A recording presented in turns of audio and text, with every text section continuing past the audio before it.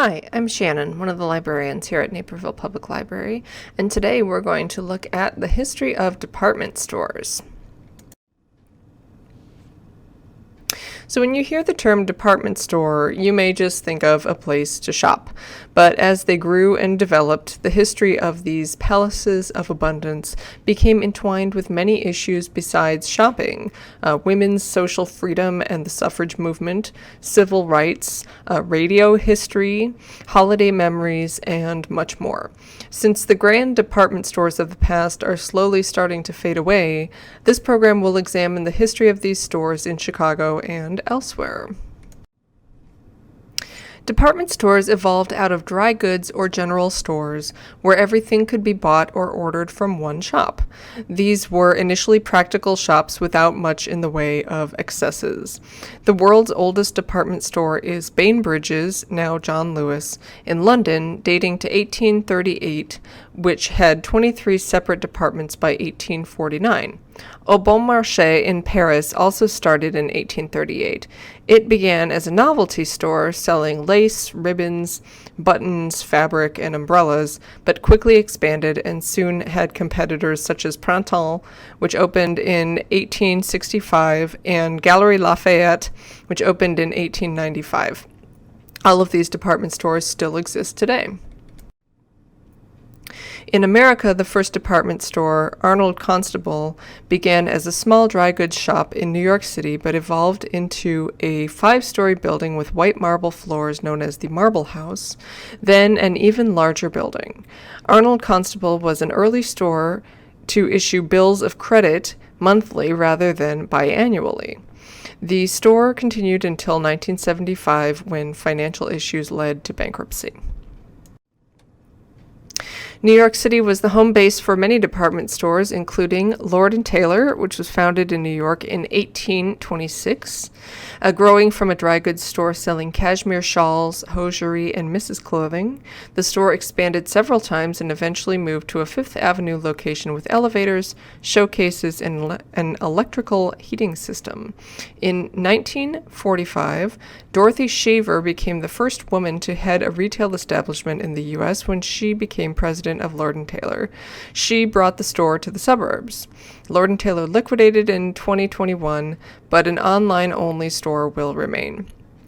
Then there's Bloomingdales, which was founded by a pair of brothers in 1861. Starting with the stylish hoop skirt, they expanded their selection to offer a variety of European fashions. And they moved the store uptown in 1886, and by 1920 the building occupied an entire city block. Lyman Bloomingdale leaned heavily into advertising, so slogans such as "All cars transfer to Bloomingdales" were on billboards and delivery wagons all over town, and the store sponsored fashion shows and galas. Bloomingdale's was the first store to brand its shopping bags, making them collector's items of sorts. Their big brown bag was introduced in 1973. Gimbel's was founded in 1887 in New York and focused on the middle-class American shopper by having values of courtesy, reliability, good value, and enlightened management. They had a long-time rivalry with their neighbor Macys and skewered the other store with their slogan, "Select, don't settle." Gimbel's was a favorite shopping spot of Lucy and Ethel in the 1950s sitcom I Love Lucy. Siegel Cooper, their first location was in Chicago as a discount store, but in 1896 they opened a second location in New York City, the largest store in the world at that time. The 18-acre store sold varied dry goods as well as groceries, a barber shop, telegraph office, photo studio, bank, art gallery, dental office, and a conservatory which sold plants. A marble-clad fountain was a popular meeting place, and the store utilized slogans such as "A city in itself" and "Everything under the sun." Siegel Cooper declared bankruptcy in 1915, and the New York store closed in 1917. The space was used as a military hospital during World War I, and the building now houses a Bed Bath & Beyond and a TJ Maxx. The idea of the luxury shopping experience really evolved with Chicago's own Marshall Field and Company, which opened in 1852 as a dry goods store and grew over time due to the ideas of Marshall Field, who started out as a partner.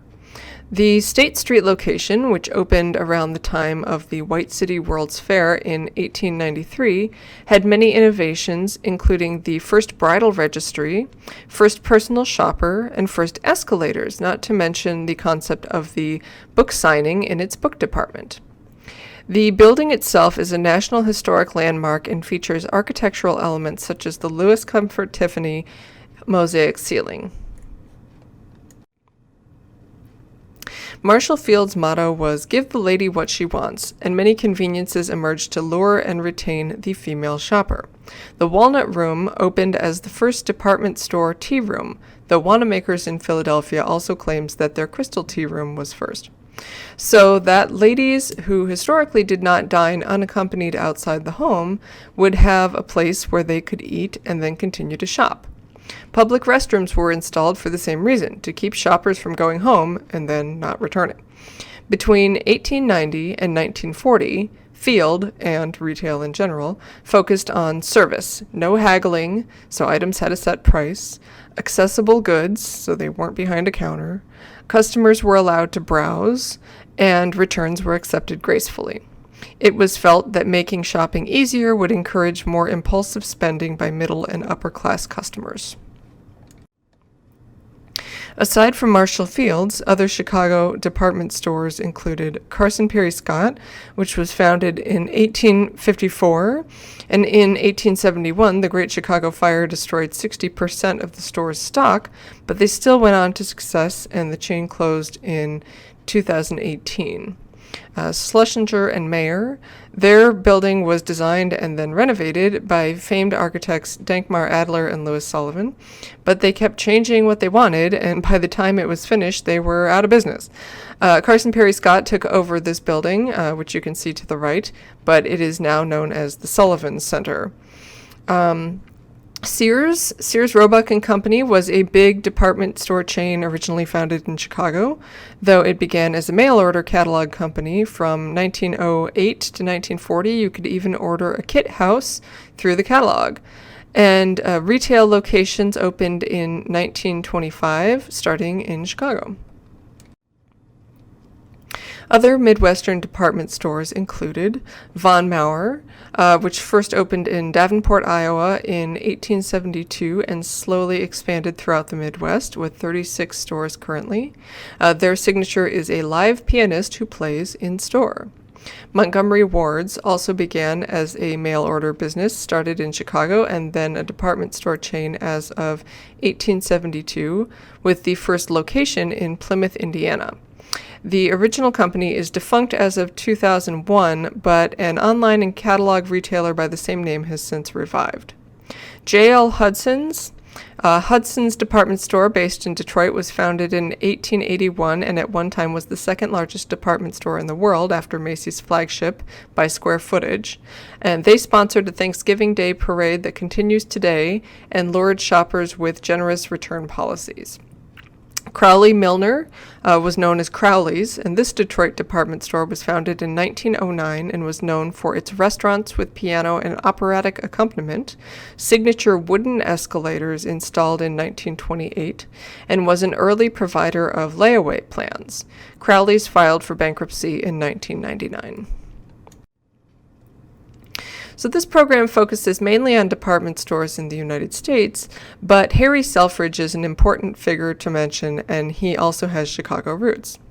So he started as a stock boy at the Marshall Fields on State Street and climbed the corporate ladder for 25 years until he became the partner of Field himself.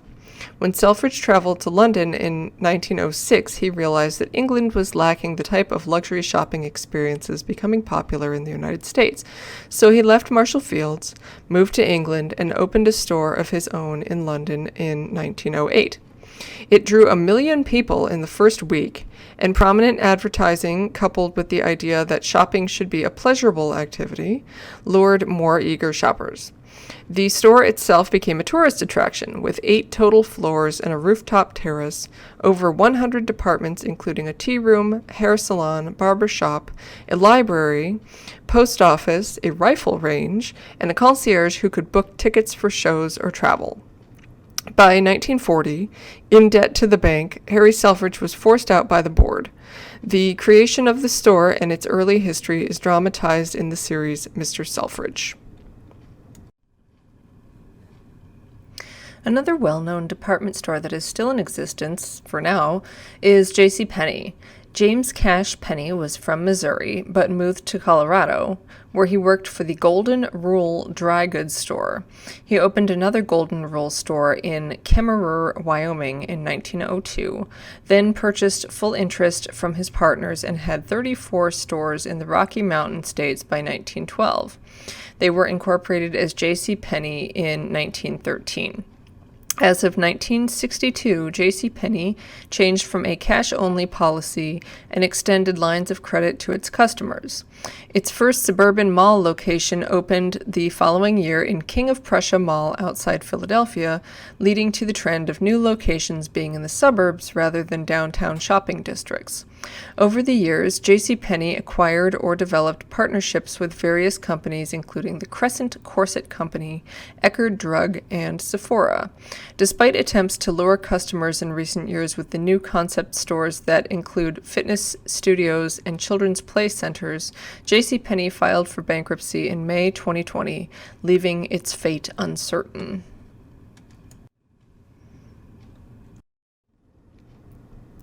And now here's a section called They All Became Macys.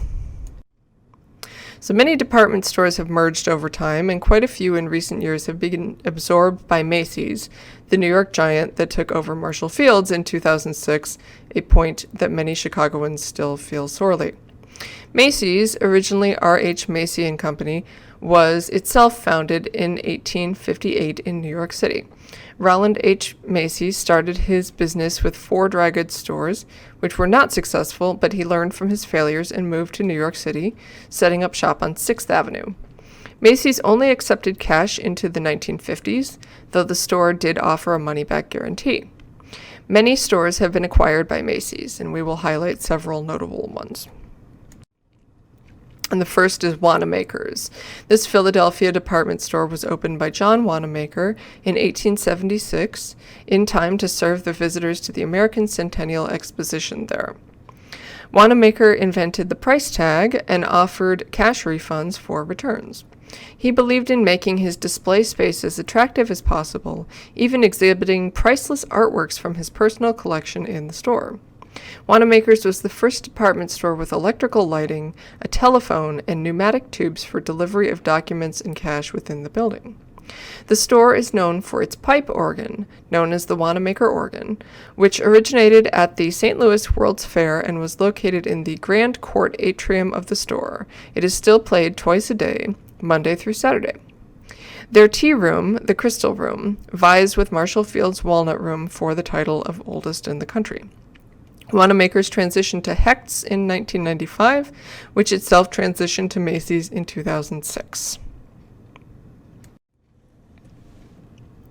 Then we have Filene's, which was founded in Boston in 1881. William Filene, an immigrant from Germany, founded the store, but his sons did a great deal to develop and expand it. In 1908, Edward Filene opened Filene's Basement, the bargain annex of the department store, as a way to sell off excess merchandise from upstairs department store. He also developed an automatic markdown schedule to reduce the price of merchandise. With slogans like "money back if not satisfied," Filene's was seen as a customer-centric store. Trying to appeal to the female customer, Edward Filene said that the store was an Adamless Eden for women, full of commercial temptations. Filene's was acquired by Macy's as of 2006.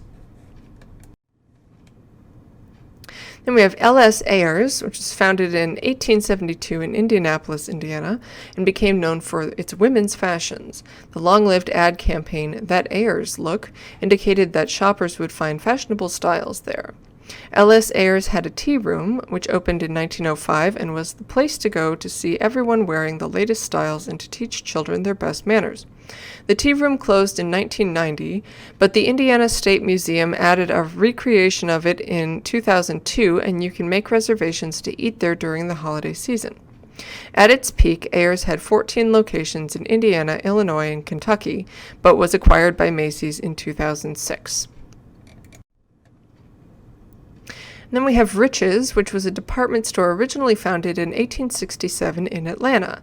Its flagship location on Broad Street was known for its iconic clock.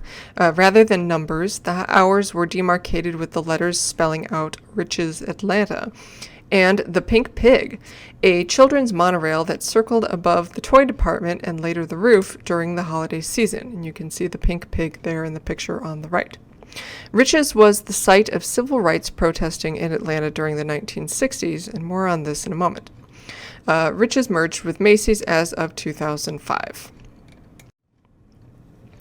And now we'll talk about the social experience of department stores. So the department store became a social experience with restaurants to dine in, displays to gaze at, and cultural exhibitions to attend. They were often a meeting place. Friends would meet under the clock at Marshall Field's in Chicago, Rich's in Atlanta, or Filene's in Boston, or would say, meet me at the Eagle in the Grand Court at Wannamakers in Philadelphia, or meet me at the Fountain at Siegel Cooper in New York.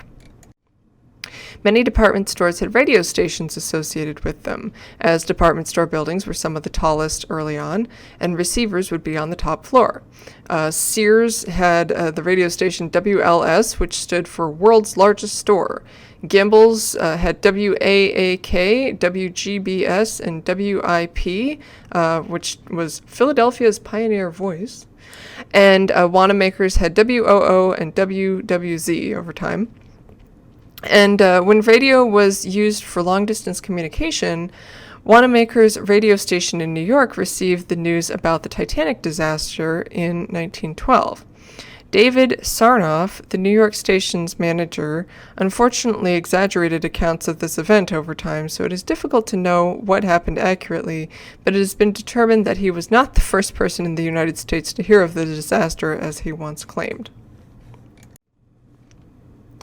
Tea rooms became a fixture at many department stores. Remember that women couldn't dine in saloons or taverns like men in the 19th and early 20th centuries. This gave them a place to meet with other female friends and even became a pathway for women's activism.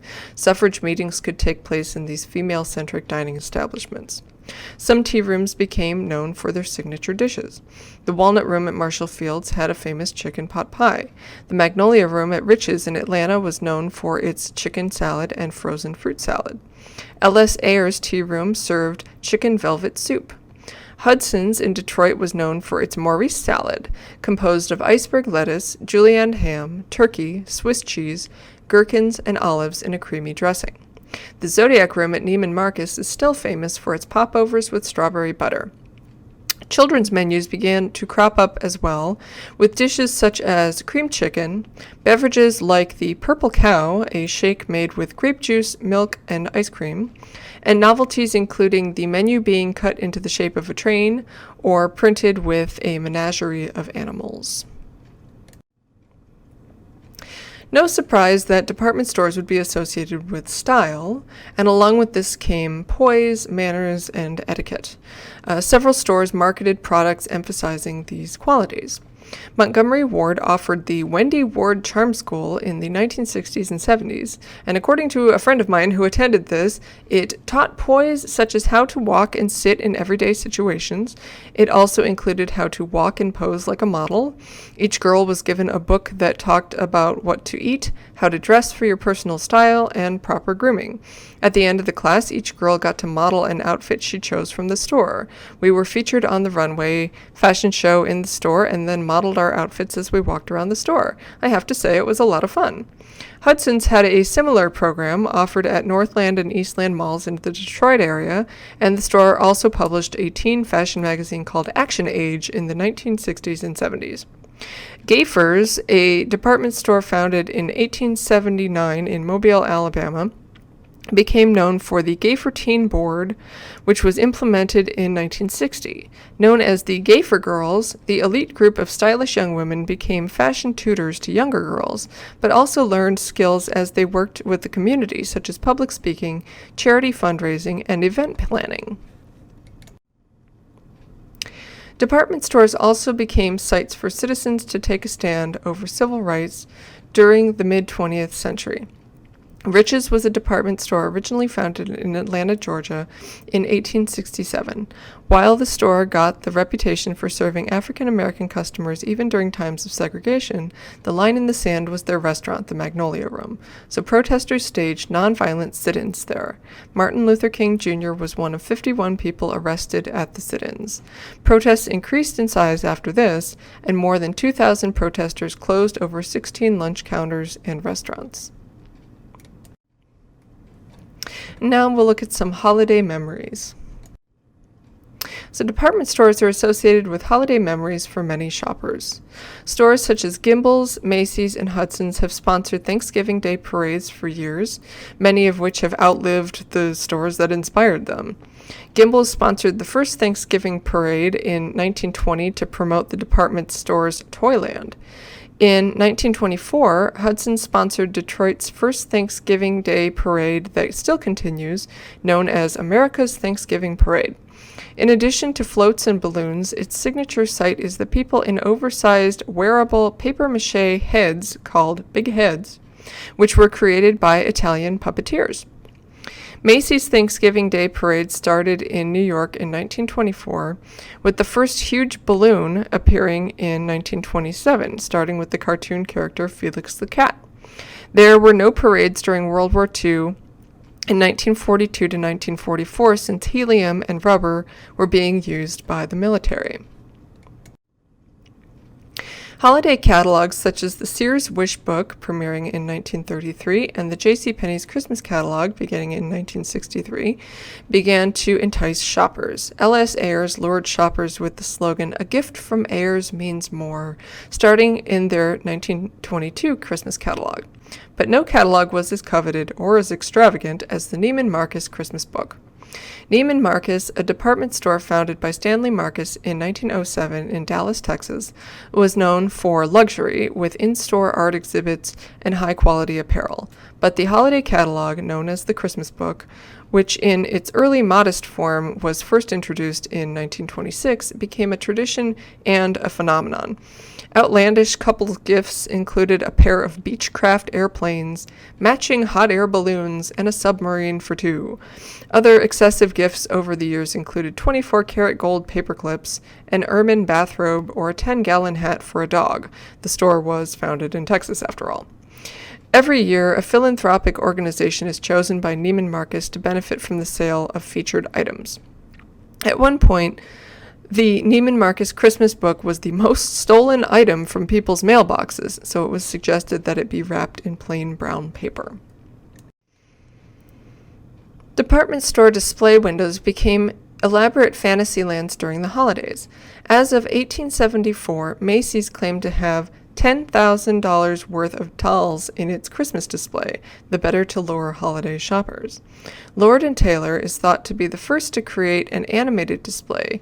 In 1938, since there hadn't been any snow yet that year, they blew bleached cornflakes around to put people in the wintry mood. Hudson's in Detroit had display windows full of mechanical figures that moved. Children would be lined up 6 deep to see them. Neiman Marcus is known for creating annual themed displays with the clothing, props, and other items all following a specific topic, for example, the circus or Alice in Wonderland, but it is focused on adults more than children. The original Stanley Marcus holiday tree from 1937 is always incorporated into the grand display. In Chicago, Carson Pirie Scott and Marshall Fields both had elaborate windows with themes such as Christmas throughout the ages and Christmas in Chicago. Department stores also became known for their elaborate holiday light displays.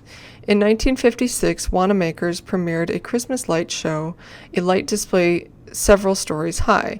It was narrated for decades by the baritone voice of John Facenda, a news and radio reporter, as well as the voice of NFL films.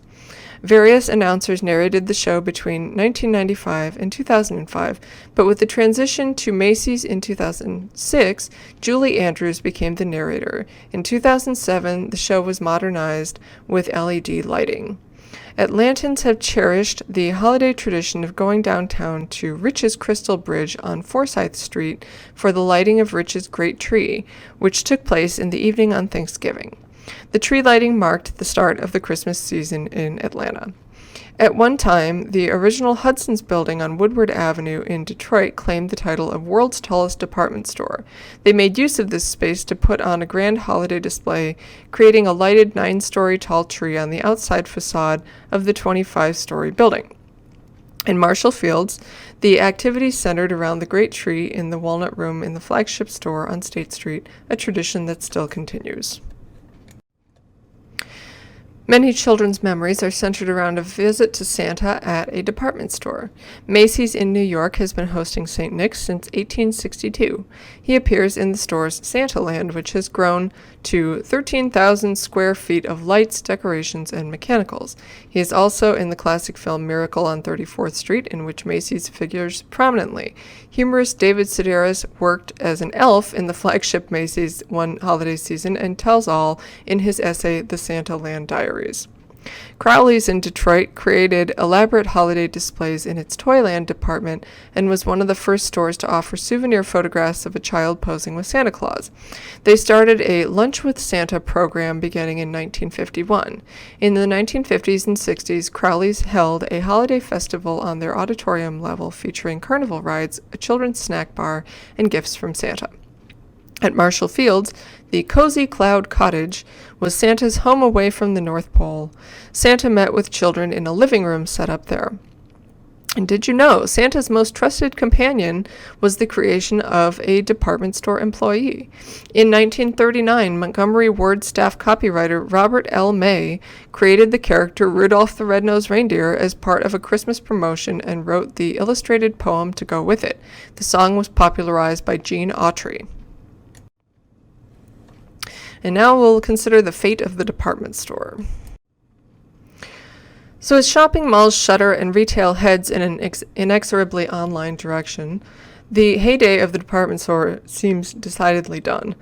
Some still remain, Macy's, Penney's, Neiman Marcus, Bloomingdales, but for how long? Historic locations in Chicago have changed too. Younger people online who don't remember Carson Perry Scott refer to the cast iron facaded store it currently houses as Goth Target. No matter what comes, these stores have already played important roles in social history in the United States and other countries. So here are some more resources for you if this program interested you. Some books: A Shopper's Paradise, How the Ladies of Chicago Claimed Power and Pleasure in the New Downtown by Emily Remus. Broadway, A History of New York City in 13 Miles by Fran Leiden, of course includes some of the shopping there. City of Light, The Making of Modern Paris. We touched on a couple of the Parisian department stores, and this includes some of those. Remembering Marshall Fields by Leslie Goddard. Of course, Marshall Fields, everyone still misses them, and this, of course, will address some of that. Give the Lady What She Wants, the story of Marshall Field and Company. And again, Marshall Fields here. The Marshall Fields Cookbook, classic recipes and fresh takes from the Fields Culinary Council. Gotta say, I want a copy of this book myself. This one is really quite good. Empire of Things, How We Became a World of Consumers from the 15th Century to the 21st Century by Frank Tenement. This one takes kind of the long view of the history of this all. So if this program that I did was more of a snapshot in time, this is a much longer look. Mr. Selfridge, this is the TV series that I mentioned that talks about Harry Selfridge and the department store that he created in London. Shopping, Seduction, and Mr. Selfridge. This is a biography of him. And then I mentioned Holidays on Ice by David Sedaris. This is the book that includes his essay, The Santaland Diaries, but I really recommend that you listen to it on audio because he narrates it himself, and it's just great. And thank you for watching. Hope you learned something interesting about our history of department stores. Hope we will see you again soon at the library, and bye-bye for now.